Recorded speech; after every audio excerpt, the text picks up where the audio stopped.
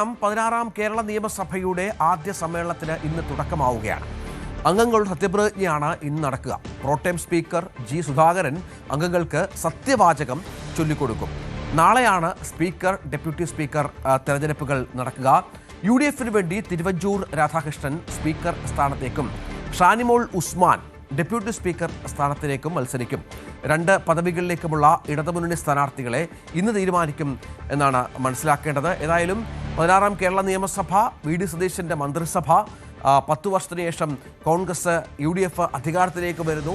സുപ്രധാനമായ പല തീരുമാനങ്ങളും കഴിഞ്ഞ 2 മന്ത്രിസഭാ യോഗങ്ങൾ കൈക്കൊണ്ടു കഴിഞ്ഞു. സഭയിൽ എന്തായിരിക്കും പ്രതിപക്ഷ നിലപാട് എന്നതാണ് ഏറ്റവും പ്രധാനപ്പെട്ട ഒന്ന്.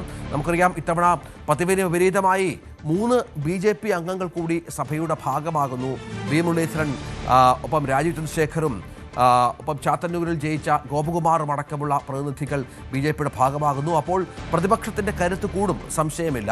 നേരിടാനുള്ള കരുത്ത് ഭരണപക്ഷത്തിനുണ്ട് താനും. 102 സീറ്റുകളോടെയാണ് UDF അധികാരത്തിൽ വന്നത് എന്നുള്ളത് ഏറ്റവും പ്രധാനപ്പെട്ട ഒന്നാണ്. നമുക്ക് TG സജിത്തും R കിരൺ ബാബുവും ഏറ്റവും പുതിയ വിവരങ്ങളുമായി.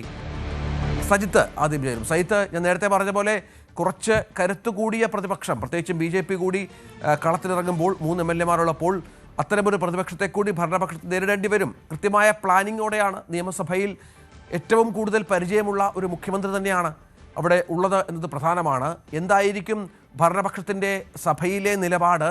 ഒപ്പം പ്രതിരോധവും പോരാട്ടവും ഒക്കെ പ്രതിപക്ഷത്തിൻ്റെ ഭാഗത്തുനിന്നുണ്ടാകുമോ?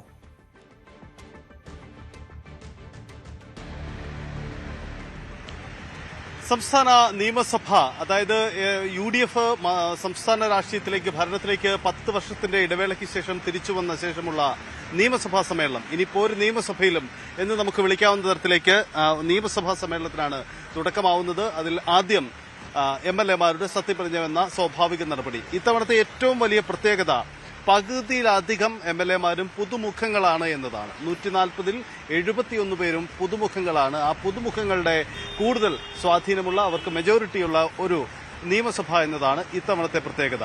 പുതുമുഖ നിരയിൽ ഏറ്റവും കൂടുതലുള്ളത് UDF ക്യാമ്പിലാണെന്ന പ്രത്യേകതയുണ്ട്. ഏകദേശം 60-ലധികം MLA-മാരും പുതുമുഖങ്ങളിൽ UDF-ലാണ് എന്ന പ്രത്യേകതയുമുണ്ട്. ആ തരത്തിൽ വലിയ ഒരു തരത്തിൽ പുതുമുഖ സാന്നിധ്യവുമായി ചേരുന്ന നിയമസഭാ സമ്മേളനമാണ് എന്ന പ്രത്യേകതയുണ്ട്. അതുകൊണ്ട് തന്നെ ഈ സഭാ സമ്മേളന കാലയളവ് സ്വാഭാവികമായും വളരെ പ്രത്യേകതകൾ നിറഞ്ഞതുകൂടിയായി മാറുകയും ചെയ്യും. മറ്റൊന്നുള്ളത് ഭരണ പ്രതിപക്ഷ ചേരികളിലെ ആ ബലാബലമാണ്. അതിനെ നോക്കുമ്പോൾ അറിയാം, വലിയ മജോറിറ്റിയുമായിട്ടാണ്. കഴിഞ്ഞ തവണ 99 അംഗങ്ങളുമായി ഇടതുപക്ഷം സഭയിലുണ്ടായിരുന്നെങ്കിൽ ഇത്തവണ അത് വെറും 35-ലേക്ക് ഒതുങ്ങുന്ന സാഹചര്യമാണ് അവർക്ക് മുന്നിലുള്ളത്. അപ്പോൾ ദുർബലമായ ഒരു പ്രതിപക്ഷ നിര, അതേസമയം ഭരണപക്ഷ നിരയിൽ വലിയ മജോറിറ്റിയും. ഇതാണ് സാഹചര്യം. കഴിഞ്ഞ തവണ കണ്ട നിയമസഭയിൽ നിന്ന് വ്യത്യസ്തമായ സാഹചര്യമാണ്. അതിനുമപ്പുറം ഈ പലപ്പോഴും സമാന ചേരിയിൽ നിന്ന് പോരടിച്ചവർ എതിർചേരിയിലേക്ക് മാറി, അങ്ങനെയൊക്കെ വരുന്ന പ്രത്യേകത കൂടിയുണ്ട്. അതിനുമപ്പുറം BJPയുടെ 3 അംഗങ്ങളും നമുക്കറിയാം, 3 പുതുമുഖങ്ങളാണ്. കേരള നിയമസഭയെ സംബന്ധിച്ച് അവർ 3 പുതുമുഖങ്ങളാണ്. അവരുടെ ഇത്തവണത്തെ പങ്കാളിത്തവും പ്രത്യേകതയുണ്ട്. അപ്പോൾ സഭാ സമ്മേളനം 9 മണിക്കാണ് ആരംഭിക്കുന്നത്. 9 മണിക്ക് ആരംഭിക്കുമ്പോൾ തന്നെ പ്രോടൈം സ്പീക്കർക്ക് മുൻപിൽ അംഗങ്ങളുടെ സത്യപ്രതിജ്ഞാ ചടങ്ങുകൾ ആരംഭിക്കും. അക്ഷരമാല ക്രമത്തിലാണ് സത്യപ്രതിജ്ഞാ ചടങ്ങുകൾ നടക്കുന്നത്. അത് ഭരണ പ്രതിപക്ഷ അംഗങ്ങൾ സത്യപ്രതിജ്ഞ ചെയ്യും. മന്ത്രിമാരടക്കം സത്യപ്രതിജ്ഞ ചെയ്യേണ്ടതുണ്ട്. കാരണം അവർ MLA എന്ന നിലയിലും അവരുടെ സത്യപ്രതിജ്ഞ ഇവിടെ നടക്കേണ്ടതുണ്ട്. ഇന്നലെ തന്നെ പ്രോടൈം സ്പീക്കറെ തെരഞ്ഞെടുത്തു. അദ്ദേഹത്തിന്റെ സത്യപ്രതിജ്ഞ ഇന്നലെ ഗവർണർക്ക് മുമ്പാകെ നടന്നു. ജി സുധാകരൻ, മുതിർന്ന അംഗം ജി സുധാകരനാണ് പ്രോടൈം സ്പീക്കർ. എല്ലാ അംഗങ്ങളും അദ്ദേഹത്തിന് മുമ്പിൽ സത്യവാചകം ചൊല്ലി സത്യപ്രതിജ്ഞ ചെയ്ത് MLA ആയി അവർ ചുമതല ഏറ്റെടുക്കണം. ഇതാണ് ഇന്നലെ മുതൽ തന്നെ MLA-മാർ, പുതിയതായി തെരഞ്ഞെടുക്കപ്പെട്ടതും അല്ലാത്തതുമായ എല്ലാ MLA-മാരും തലസ്ഥാനത്ത് എത്തിയിട്ടുണ്ട്. തലസ്ഥാനത്തെ MLA ഹോസ്റ്റലിലും ഒപ്പം തന്നെ 2 പ്രധാനപ്പെട്ട ഹോട്ടലുകളുമായി അവർ തങ്ങുകയാണ്. എല്ലാവർക്കും തങ്ങാനുള്ള റൂമുകളൊന്നും അലൗട്ട് ആയിട്ടില്ല MLA ഹോസ്റ്റലിൽ. അതിനുള്ള സൗകര്യവുമില്ല. പുതു MLA-മാർക്ക് ഒരുപക്ഷെ തലസ്ഥാനത്തെ ചില പ്രധാനപ്പെട്ട ഹോട്ടലിലായിരിക്കും അവർക്ക് റൂം എടുത്ത് നടക്കുക. ആ തരത്തിലാണ് ക്രമീകരണങ്ങൾ ഒരുക്കിയിരിക്കുന്നത്. എന്തായാലും എല്ലാവരെയും ചേർത്ത് നിർത്തിക്കൊണ്ടുള്ള വളരെ വിപുലമായ സഭാ സമ്മേളനത്തിന് തുടക്കമിടുകയാണ്. നാളെയാണ് സ്പീക്കർ തെരഞ്ഞെടുപ്പ്. നമുക്കറിയാം സ്പീക്കർ തെരഞ്ഞെടുപ്പിൽ കോൺഗ്രസ് പാനലിൽ നിന്ന് UDF പാനലിൽ നിന്നും തിരുവഞ്ചൂർ രാധാകൃഷ്ണനാണ്. പ്രതിപക്ഷത്തെ സംബന്ധിച്ച് മത്സരമെന്നത് സ്പീക്കർ തലത്തിലേക്ക് സാങ്കേതികം മാത്രമാണ്. എന്തായാലും പ്രതിപക്ഷവും ഒരാളെ സ്പീക്കർ സ്ഥാനത്തേക്ക് മത്സരിപ്പിക്കാൻ തന്നെയാണ് സാധ്യത. അതാരെന്ന കാര്യത്തിൽ വ്യക്തത ഉണ്ടായിട്ടില്ല. എന്തായാലും തിരുവഞ്ചൂർ രാധാകൃഷ്ണൻ നാളെ സ്പീക്കറായി തെരഞ്ഞെടുക്കപ്പെടും. അതോടുകൂടി സംസ്ഥാനത്തെ നിയമസഭാ സമ്മേളനത്തിന്റെ പുതിയ തലത്തിലേക്ക് കടക്കുകയാണ്. 29-നായിരിക്കും നയപ്രഖ്യാപന പ്രസംഗം. നമുക്കറിയാം നയപ്രഖ്യാപന പ്രസംഗമാണ് ഒരു സർക്കാരിന്റെ നയവും പരിപാടിയും നിയമസഭയിൽ പ്രഖ്യാപിക്കുന്ന ഔദ്യോഗിക ചടങ്ങ്. സ്വാഭാവികമായും ഈ പുതിയ സർക്കാരിന്റെ മാറ്റങ്ങൾ എന്താണ് ലക്ഷ്യമിടുന്ന അടക്കമുള്ള കാര്യങ്ങളിൽ വ്യക്തത വരുത്തുന്നതുകൂടിയായി ഈ സഭാ സമ്മേളനം മാറുമെന്ന് നമുക്ക് പ്രതീക്ഷിക്കാം. സ്വാഭാവികമാണ്. അതിനുശേഷം അടുത്ത മാസം 5-ാം തീയതിയോടുകൂടി ബജറ്റ് സമ്മേളനം, അതായത് കഴിഞ്ഞ ഇടതു സർക്കാരിന്റെ ബജറ്റിലുള്ള കൂട്ടിച്ചേർക്കലുകൾ പ്രഖ്യാപിച്ചുകൊണ്ടുള്ള ബജറ്റ് സമ്മേളനവും നടക്കുകയും ചെയ്യും. ഇതാണ് ഇത്തവണത്തെ സഭാ സമ്മേളന കാലയളവ്.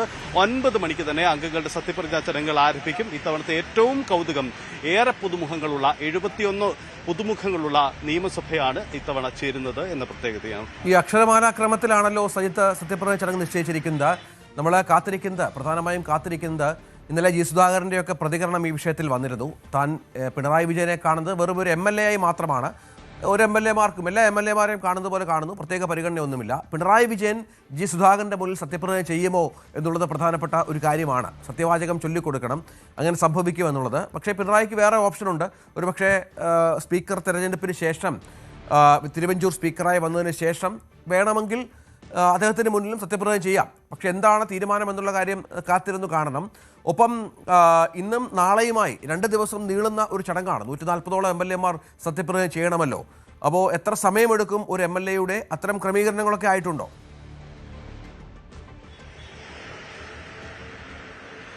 140 MLA-മാരുടെയും സത്യപ്രതിജ്ഞയ്ക്ക് വേണ്ടി ഇന്ന് തന്നെ അവസരമുണ്ട്. പക്ഷേ ചിലരൊക്കെ ഒരുപക്ഷെ അവർക്ക് എത്താൻ കഴിയാതെ വരിക, അങ്ങനെ ചില അസൗകര്യങ്ങളൊക്കെ ഉണ്ടായാൽ അവർക്ക് ഒരുപക്ഷെ സ്പീക്കർക്ക് മുന്നിൽ സത്യവാചകം ചൊല്ലി ചുമതല ഏറ്റെടുക്കാനുള്ള അവസരമുണ്ടാകും. ഇതാണ് സ്വാഭാവിക നടപടിക്രമം.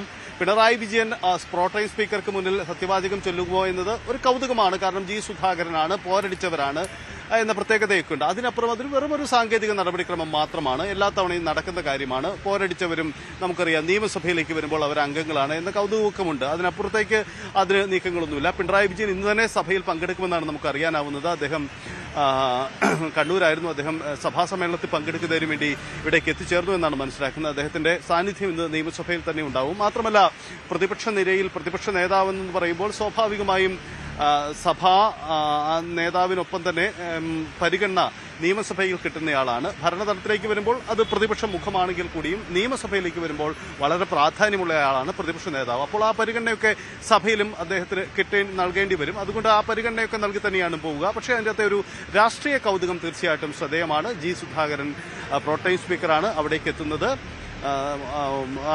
പിണറായി വിജയൻ അടക്കമുള്ള പ്രതിപക്ഷ അംഗങ്ങളടക്കം അദ്ദേഹത്തിന് മുന്നിൽ സത്യവാചകം ചൊല്ലി ചുമതലയേൽക്കണം.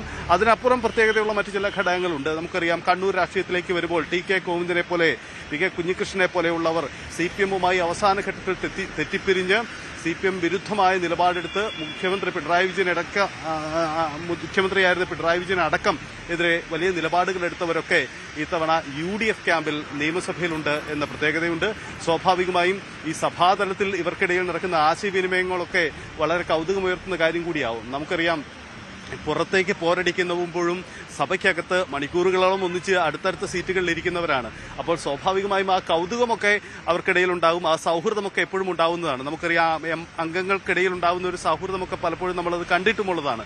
അപ്പം എന്താണ് സഭയിലെ ഈ കൗതുകങ്ങൾ? കുശലാന്വേഷണങ്ങൾ ആ തരത്തിൽ ഉണ്ടാകുമോ? അതല്ല രാഷ്ട്രീയ വൈരം മറക്കാതെ സഭയിലും പെരുമാറുമോ? ഇങ്ങനെയുള്ള കൗതുകമുയർത്തുന്ന നിരവധി ചോദ്യങ്ങളൊക്കെ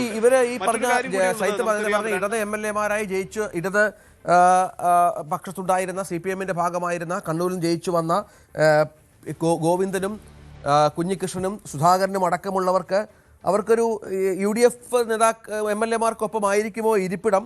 അതോ പ്രത്യേക ബ്ലോക്ക് അനുവദിക്കുമോ? അത്തരം എന്തെങ്കിലും തീരുമാനങ്ങൾ, അത്തരം എന്തെങ്കിലും നിർദ്ദേശങ്ങളോ മറ്റോ വന്നിട്ടുണ്ടോ? UDF-നൊപ്പം അവരെ ഇരുത്തുക എന്നുള്ള നീക്കത്തിലേക്ക് സ്പീക്കർ പോകുമോ? അത്തരം കാര്യങ്ങളിലൊക്കെ തീരുമാനം എപ്പോഴേക്ക് വരും? തീർച്ചയായിട്ടും അവർ UDF-ന്റെ ബ്ലോക്കിൽ തന്നെയായിരിക്കും. പ്രത്യേകമായ ബ്ലോക്ക് ഇരിക്കണമെന്ന് അവരുടെ ആവശ്യം ഉണ്ടാവാൻ ഒരു സാധ്യതയുമില്ല. അത്തരം സാഹചര്യമില്ല. എന്തായാലും അവർ പ്രത്യേക ബ്ലോക്കായിട്ടൊന്നും ആയിരിക്കില്ല ഇരിക്കുന്നത്. കാരണം അവർ സ്വതന്ത്രമായി തന്നെ UDF-ന്റെ ഭാഗമായി തന്നെയായിരിക്കും അവരുടെ ഇരിപ്പിടം ഉണ്ടാവുക. മറ്റ് പ്രത്യേകതകളൊന്നുമില്ല. പക്ഷേ BJP അംഗങ്ങളുടെ ഇരിപ്പിടം ഇത്തവണത്തെ കൗതുകമുള്ള ഒരു കാര്യമായിരിക്കും. അവർ ഏത് ഭാഗത്തായിരിക്കുക എന്നുള്ളത്. ഒപ്പം BJP-യുടെ കക്ഷി നേതാവ് ആരായിരിക്കുമെന്ന പ്രത്യേകതയുമുണ്ട്. അത് രാജീവ് ചന്ദ്രശേഖർ ആയിരിക്കുമോ, V. മുരളീധരൻ ആകുമോ എന്ന കൗതുകം കൂടിയുണ്ട്.